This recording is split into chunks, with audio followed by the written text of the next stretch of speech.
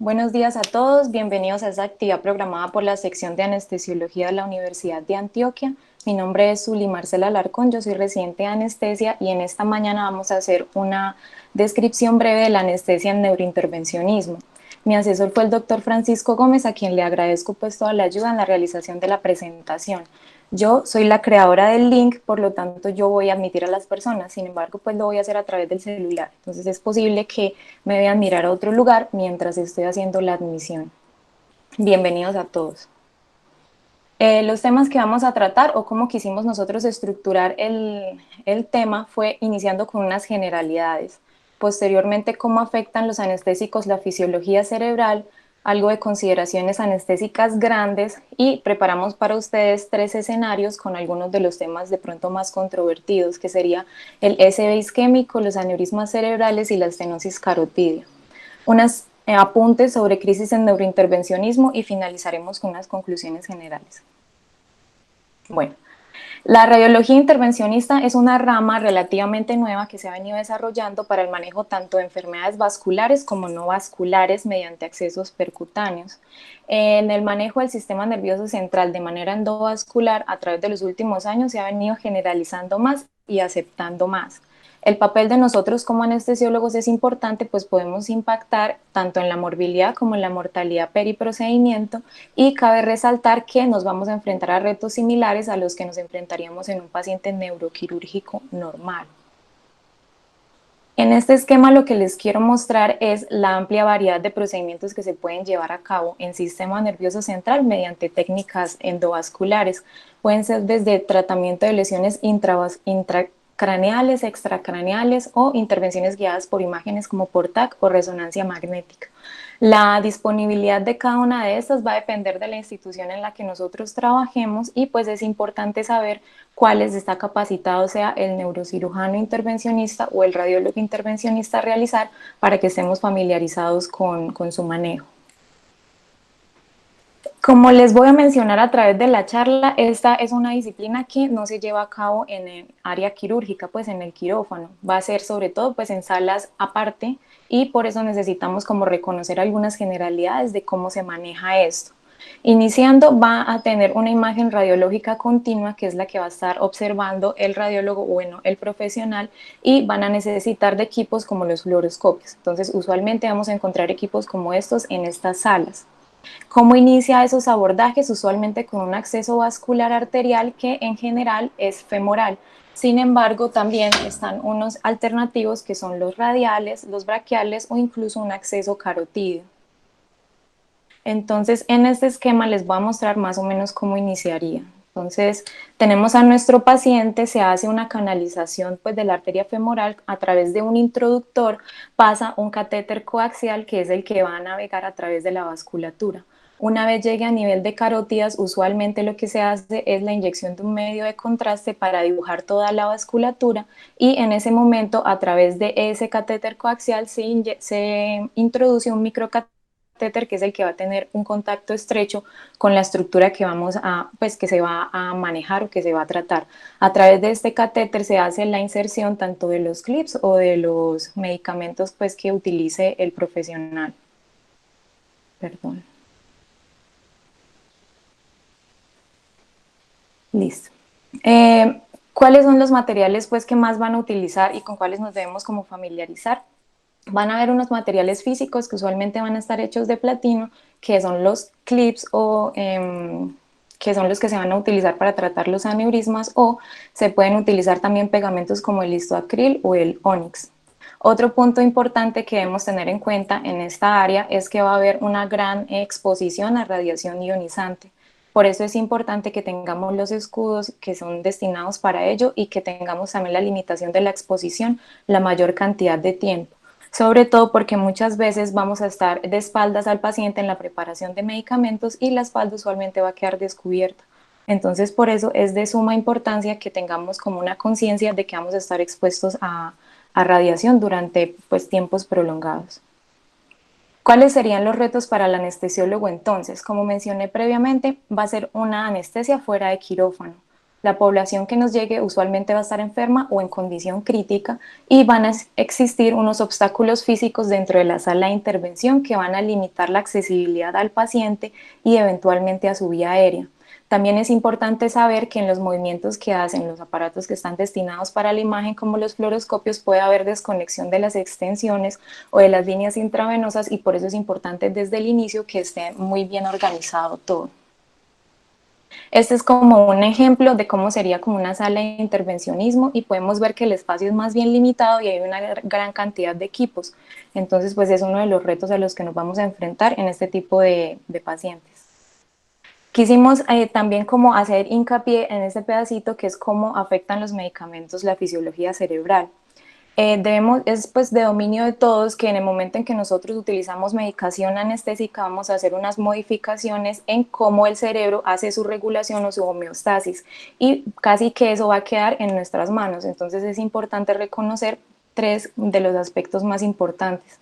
El primero es la autorregulación cerebral, entendida esta como los cambios que se dan a nivel de la vasculatura y del flujo para responder a los cambios en la presión arterial media, pues para sus fluctuaciones, para mantener un flujo sanguíneo cerebral continuo o constante. Desde su primera descripción en 1959 tenemos unos rangos específicos que pueden variar dependiendo, pero son entre 50 y 160 milímetros de mercurio de presión arterial media. En los últimos estudios se ha visto que esto es más bien variable, que depende de cada persona y de la patología previa. Entonces, sin embargo, es importante como saber cuáles serían como esas metas que vamos a establecer para el paciente dependiendo de sus antecedentes. El acoplamiento neurovascular, descrito como la capacidad que tiene el tejido a nivel regional de cambiar su flujo sanguíneo de acuerdo a las demandas metabólicas que se tengan. Esto viene dado generalmente por el mismo tejido nervioso y por el de sostén en cuanto a una respuesta al aumento de producción de neurotransmisores excitatorios como el glutamato. Y la reactividad vasomotora, que es la capacidad que tiene el músculo liso de responder de manera local a los cambios que sean de manera arterial en el CO2 y en el O2, más que todo pues en el CO2 y pues ahí tendríamos nosotros también un papel importante en donde podríamos impactar en el manejo de estos pacientes. Usualmente los medicamentos afectan de una o de otra manera estos tres parámetros que les acabo de mencionar. En este esquema solamente quiero mostrar como un esqueleto de los medicamentos que generalmente más utilizamos nosotros. Como por regla general, usualmente casi todos hacen disminución del consumo cerebral de oxígeno y reducción del flujo sanguíneo cerebral, excepto algunas excepciones. ¿Cuál podría yo resaltar el día de hoy? La ketamina, que hace más bien un aumento en ese consumo metabólico de oxígeno, pero también produce un aumento en el flujo sanguíneo cerebral. Un punto que era más bien controvertido en ella y en el uso de los pacientes neuroquirúrgicos era el aumento que se había descrito en presiones intracraneales, pero eran más que todo, esta evidencia venía de estudios observacionales y hay un último metaanálisis pues que nos dice que si nosotros utilizamos la ketamina en conjunto con otros anestésicos, no ella sola, nos va a generar solo un aumento muy modesto en esta presión intracraneal. Entonces es más bien como un llamado a que sepamos cuáles son los cambios o las alteraciones que tienen los medicamentos que vamos a utilizar a nivel de la vasculatura cerebral cuando nos enfrentemos a estos pacientes. Ya pasando entonces más a consideraciones anestésicas grandes, generales, cuáles serían los objetivos en este tipo de población o de procedimientos. Un objetivo muy importante es que tengamos una inmovilidad total. Estos procedimientos requieren una precisión muy exacta y por eso es importante que se eviten movimientos bruscos o inesperados que puedan condicionar algún tipo de problema intraoperatorio como la ruptura de algún vaso. Va a haber manipulación de la vasculatura cerebral, tanto directa por parte pues, del microcatéter o nosotros con los medicamentos que utilicemos. Por lo tanto, es importante tener una monitorización continua y precisa para poder responder a estos cambios y siempre favorecer el flujo sanguíneo cerebral. La elección de medicamentos va a ser según la necesidad y pues obviamente como en todo no hay como un esquema que pueda aplicar para todos los pacientes, sino que tenemos pues que ser selectivos. En cuanto a la valoración preanestésica, recordemos que vimos antes que había una amplia variedad de procedimientos. Estos se pueden dividir tanto en procedimientos urgentes como en electivos. Sin embargo, la recomendación que se da es que todos los pacientes que vayan a ser sometidos tengan una valoración preanestésica, así sea rápida. ¿En qué vamos a hacer énfasis? El examen neurológico previo es importante, debemos saber con qué déficit cuenta el paciente para poder reconocer si hay déficits posteriores después del procedimiento, el estado hemodinámico de base para poder fijarnos unas metas, sobre todo de presión arterial durante el procedimiento, y se utilizan usualmente medios de contraste, entonces el estado renal de base también va a ser importante para saber si podemos impactar de alguna manera en el control o en la protección de nuestros riñones, pues de esos riñoncitos. De la misma forma también se utiliza anticoagulación durante el procedimiento, entonces también es importante pues como tener unas medidas, reconocer cómo está el paciente de base. Las alergias es importante que se haga como una revisión concienzuda, se pregunte también por alergias alimentarias, porque alguna de las alimentarias está relacionada con la alergia a algunos medicamentos que podemos usar, como la protamina. Entonces es importante que entremos reconociendo si hubo alergias previas al contraste o, digamos, si hubo exposición a insulinas o cualquier otra cosa que, digamos, nos pueda desencadenar una alergia en el paciente. Estos procedimientos van a ser en decúbito supino usualmente y como les dije van a necesitar inmovilidad. Como vamos a hablar más adelante, tenemos la posibilidad de utilizar sedación, entonces desde el inicio hay que saber si los pacientes tienen algún problema muscular o de sus articulaciones que les dificulte algún tipo de posición y sea difícil para ellos mantenerlas a través del tiempo. Y definitivamente la evaluación de la vía aérea no la podemos pasar por alto porque, como vimos, la accesibilidad que tenemos a la cabeza del paciente es más bien limitada y pues podemos tener en algún momento el requerimiento de actuar y debemos saber desde el inicio o tener un plan A, plan B, plan C para cómo vamos a actuar en caso de que sea así o si definitivamente es una vía aérea que es cero favorable, entonces modificar nuestro plan anestésico desde el inicio.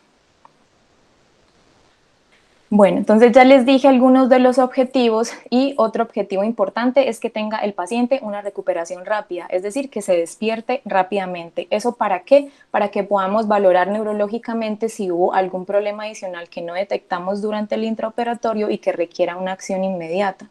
En el 2004, un grupo canadiense se hizo esta pregunta y es si algún medicamento tenía un perfil más beneficioso en cuanto a otro, evaluando la recuperación más rápida.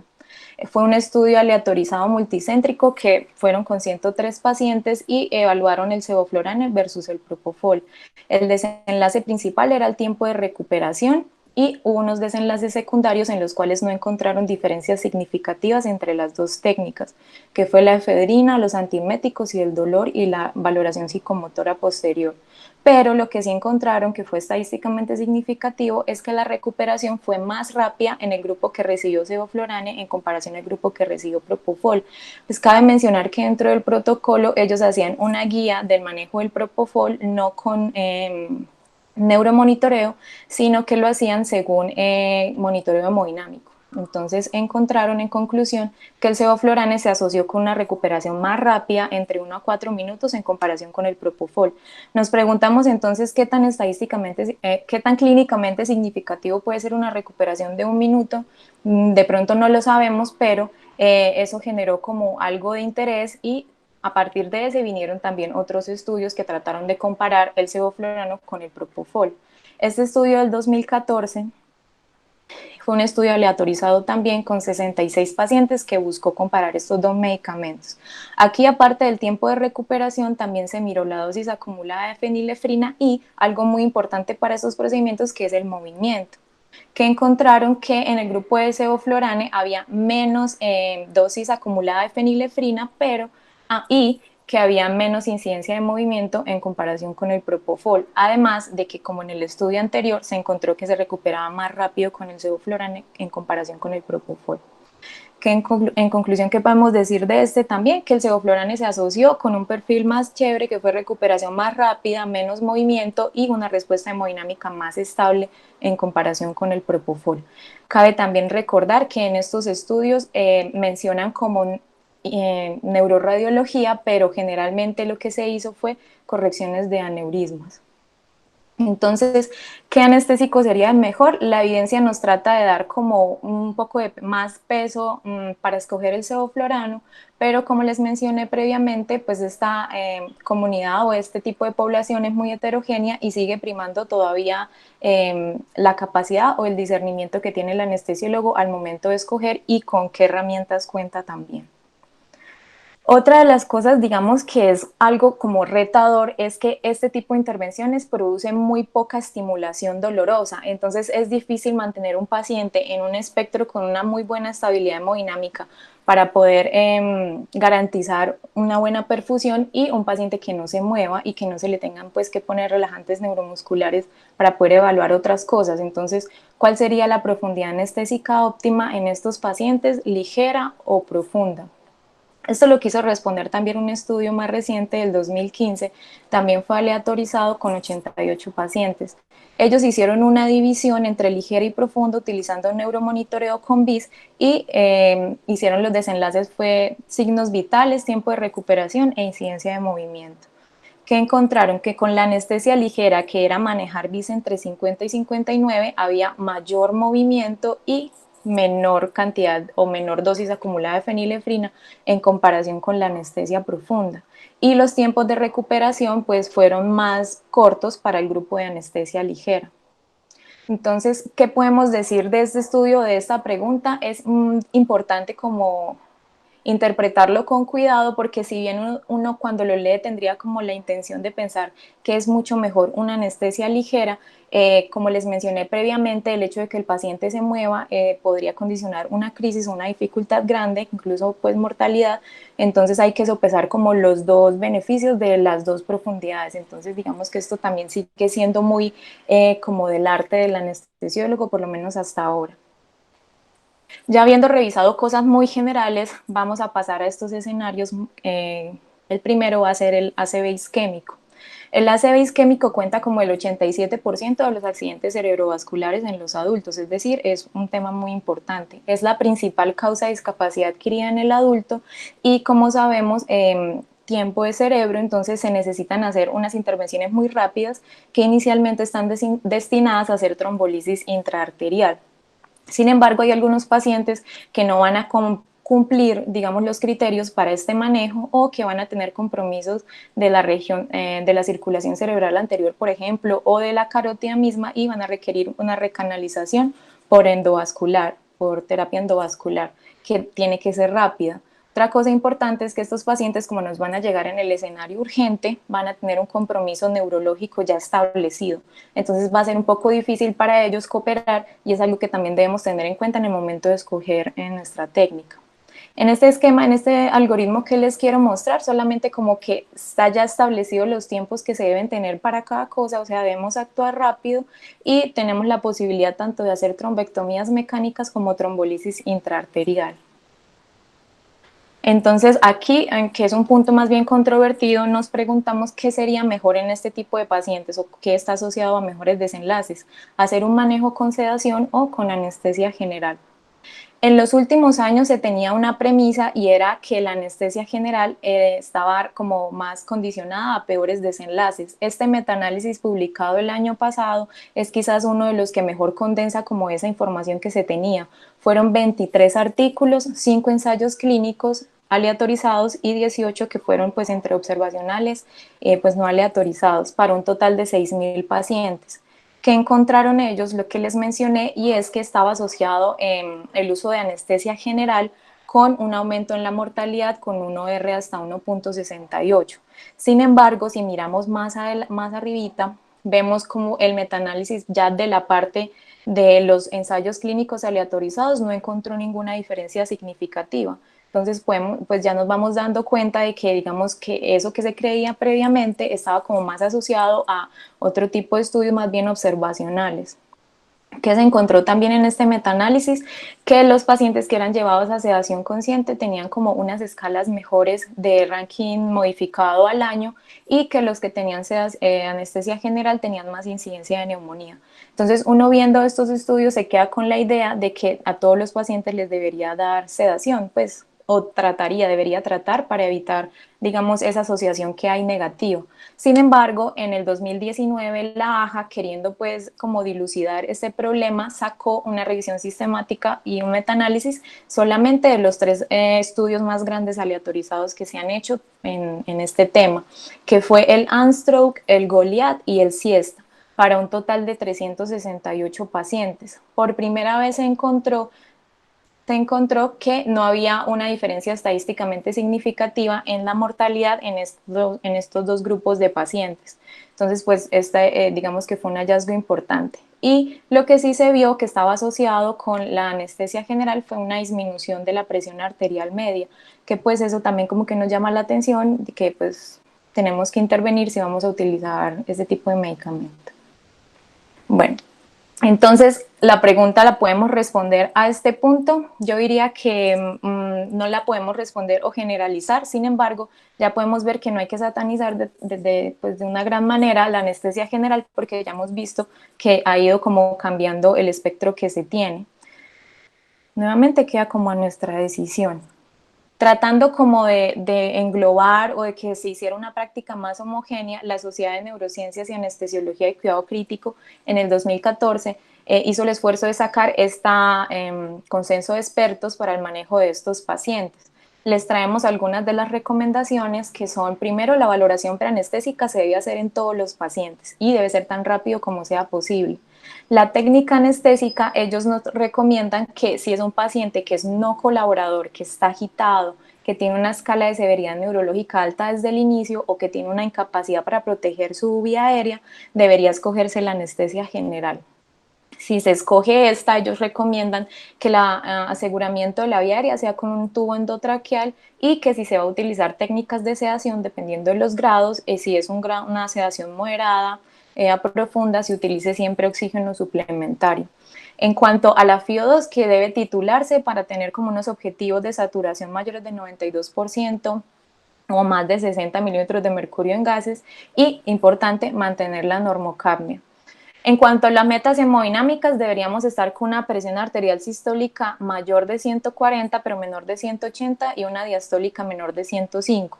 No hay de pronto una evidencia como un estudio muy grande que nos diga que estas deben ser los valores, pero es lo que está como más aceptado y nuevamente es importante saber con parámetros hemodinámicos iniciamos con el paciente para trazarnos esas metas. Ya pasando a los aneurismas cerebrales, ellos son la primera causa de sangrado subaracnoideo, pues es en lo primero en lo que se piensa. Tiene una prevalencia entre el 0.32 y 3.2% y una mortalidad asociada del 24 al 67% con una morbilidad igual de alta, pues de secuelas neurológicas. La posibilidad que tenemos de manejarlos es tanto cuando no están rotos como cuando están rotos. Cuando se compara el tratamiento endovascular versus la craneotomía, el primer estudio que se nos viene a la mente es este, publicado en el 2002, que es el ISAT. Él terminó como con una conclusión de que se beneficiaban más los pacientes de hacer un manejo endovascular. Sin embargo, fue muy criticado y muy controvertido porque no tenía como una muestra representativa de todas las ubicaciones de los aneurismas y porque la población también era como muy característica, entonces tal vez no se podía hacer una generalización tan amplia. Por lo tanto, en la actualidad está corriendo el ISAT-2 que busca como tratar de sortear esos problemas del primero.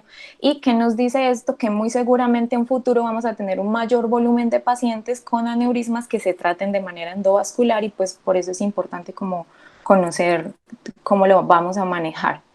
¿Cuál sería el manejo en estos pacientes? Definitivamente todas las series que hay las series grandes se hicieron en manejo con anestesia general porque hay unos puntos muy críticos en donde definitivamente necesitamos mucha quietud y necesitamos otras condiciones, entonces usualmente anestesia general es la recomendación.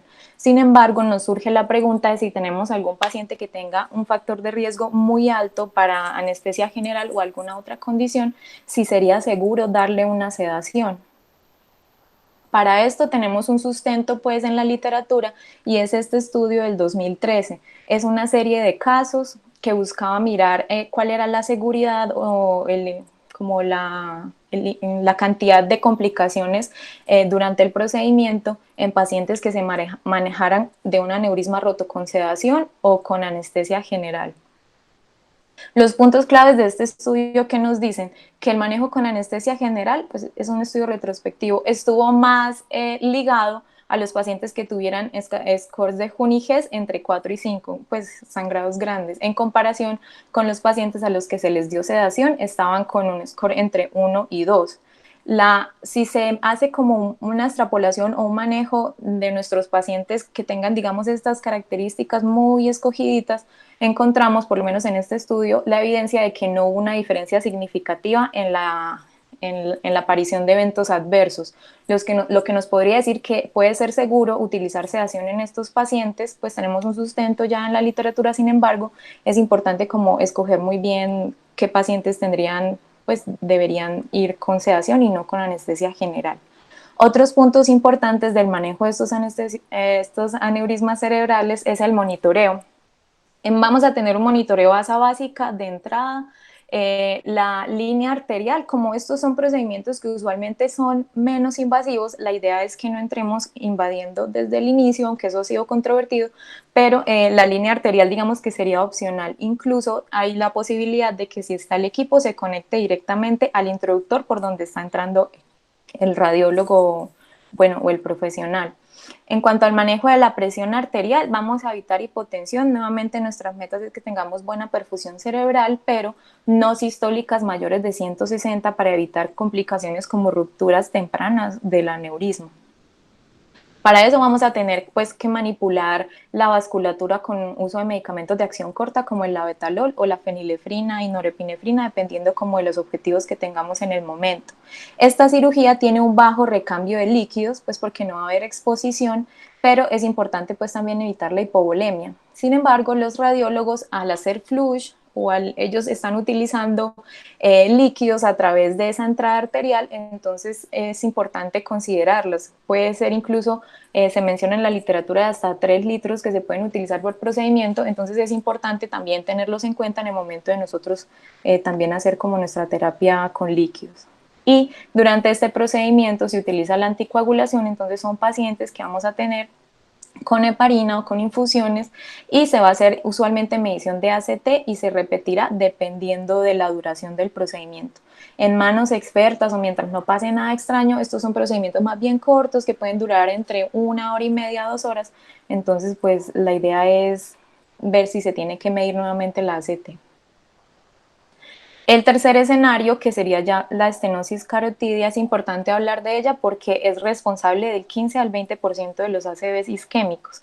Durante muchos años la endarterectomía carotidia ha sido el gol estándar y hay como algunos criterios que nos hacen que los pacientes nos lleguen a nosotros para manejos endovasculares, pues porque no son candidatos a hacer este manejo abierto. En el 2010 sale como el estudio base o primario, que es el CREST, que lo que buscaba hacer era una comparación entre el manejo endovascular y el manejo por endarterectomía. ¿Qué fue lo que ellos encontraron o el hallazgo como más importante? Es que durante el perioperatorio los pacientes que eran llevados a endarterectomía tenían mayor riesgo de infarto de miocardio y los que eran llevados al procedimiento endovascular como curiosamente tenían mayor incidencia de lo que se quería evitar, que eran mayor riesgo de SB isquémico. Esto de alguna manera como que querido hacer que se vayan haciendo más estudios pues más recientes que casi que han encontrado más o menos la misma asociación del manejo endovascular con mayor riesgo de SB isquémico. En este escenario nosotros qué podríamos digamos como interpretar que quizá los pacientes que nos lleguen a nosotros van a tener un riesgo cardiovascular elevado y por eso pues se les está presentando mejor la oportunidad de hacer un manejo endovascular. Entonces puede que sean pacientes más o menos complejos los que nos lleguen. ¿Cuál es el manejo para ellos? Definitivamente es la anestesia local. La idea es que solamente se haga una anestesia local en el sitio donde pues, se hace la punción arterial. ¿Para qué? Para que podamos tener una valoración neurológica continua, un mantenimiento de la autorregulación cerebral y que haya posibilidad de que el paciente reporte síntomas como angina. Dependiendo del perfil de personalidad del paciente y de otras características, puede que llegue a ser necesario adicionar sedación. pero hagamos como una extrapolación a otro escenario, es como si se fuera a hacer una revascularización cardíaca, es igual. Entonces la idea no es que estos pacientes se intuben o se utilice anestesia general, sino que se utilice la técnica de anestesia local como si fuera un cateterismo cardíaco. ¿Cuáles serían como los puntos importantes? Durante este procedimiento hay un punto que es cuando se hace la angioplastia carotidia, donde se hace una estimulación parasimpática. En ese momento podemos tener frecuencias cardíacas muy bajas e incluso bloqueos de alto grado, tal vez incluso hasta paro cardíaco. Entonces, ¿qué es importante? O nos preguntamos, ¿deberíamos poner una dosis profiláctica de atropina o deberíamos esperar y ver cómo responde la frecuencia cardíaca del paciente y actuar según los hallazgos?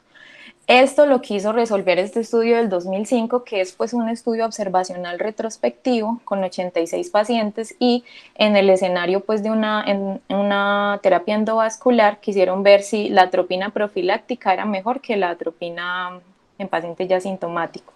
Entonces, lo que ellos encontraron fue que en el intraoperatorio a los pacientes a los que se le ponía atropina profiláctica, que describieron como 0.5 y 1 miligramo, tenían menor incidencia de bradicardia y que ya en el ámbito ya más perioperatorio, uno digamos que se preocuparía de que poner atropina podría aumentar frecuencia cardíaca, aumentar consumo de oxígeno, precipitar un infarto agudo de miocardio o alguna otra complicación cardíaca, pero lo que se encontró en este estudio realmente fue lo contrario, y es que los pacientes en los que se utilizó la atropina de forma profiláctica tenían una menor incidencia de morbilidad cardíaca. Entonces, ¿qué es lo que nosotros hacemos? Lo que nosotros hacemos en nuestra práctica local es que tenemos una comunicación con el radiólogo y antes de que se haga esa angioplastia ponemos profilácticamente la atropina. Usualmente eso es suficiente, algunos pacientes van a requerir marcapasos transcutáneos, por eso es importante que lo sepamos manejar y que esté disponible en la sala.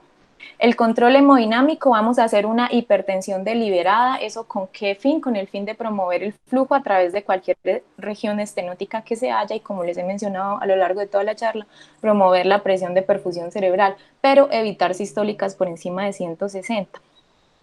¿Por qué? Porque usualmente cuando hay una hipertensión perioperatoria marcada se aumenta el riesgo de síndrome de edema cerebral por reflujo, que es una complicación que se presenta entre el 6 y el 11% de los pacientes. No se ha determinado todavía muy bien cuál es la fisiopatología de esta complicación, pero sí se cree que es porque hay como un daño por isquemia reperfusión. Entonces, otro de los factores de riesgo es pacientes que tienen estenosis grandes con mayores de 90%. Ya para finalizar, algunos apuntes o algunas cosas importantes de las crisis en neurointervencionismo. Las podríamos repartir en las tres más grandes, que serían las hemorrágicas, las oclusivas y las que están asociadas al contraste. Una complicación hemorrágica puede ser pues la ruptura de algún vaso con el consecuente sangrado. Es importante reconocer la crisis y declararla, pedir ayuda y, dependiendo de lo que uno hable con el profesional, que puede ser, como les mencioné al inicio, un neurocirujano intervencionista o un radiólogo intervencionista, se va a tomar la decisión si se emite una alerta a quirófanos para una eventual craniotomía descompresiva o si se requiere hacer una derivación. ¿Cuál va a ser nuestro papel más preponderante? Un control en la presión arterial. Entonces vamos a hacer una disminución de la presión arterial, buscando pues disminuir el sangrado, pero con una meta, con una sistólica por debajo de 140, pero vamos a evitar la hipotensión también para no provocar más daño. Y trataremos de utilizar fármacos más bien de acción corta para poder revertirlo rápidamente. También se conversa con el profesional si se va a hacer una reversión o no de la anticoagulación. Usualmente, ¿qué es lo que hace? Sobre todo en las cirugías de aneurisma, que hay una ruptura, lo que hace el radiólogo es que rellena el saco aneurismático con coils o con clips y trata como de manejar de manera regional la complicación. Sin embargo, si hay algún momento en el que no se puede manejar y se requiere hacer una reversión de la anticoagulación, se utilizaría el sulfato de protamina, 1 miligramo por cada 100 unidades de heparina. Las complicaciones oclusivas, que pues usualmente son más como de naturaleza tromboembólica, nuevamente reconocerla, que todos en la sala sepamos que estamos ante una crisis y aquí se va a hacer una hipertensión deliberada. Entonces se va a hacer un manejo con sistólicas por encima de 160 hasta 180 y utilizamos usualmente la fenilefrina como el medicamento para hacer este manejo. La trombolisis local se va a realizar si está indicado y eso también se tiene como que hablar con el radiólogo como un manejo en conjunto. Es muy importante, digamos, la comunicación porque obviamente no estamos viendo directamente qué es lo que está pasando y el que más nos puede orientar de qué es lo que requiere el paciente en ese momento es el profesional que está llevando a cabo el procedimiento.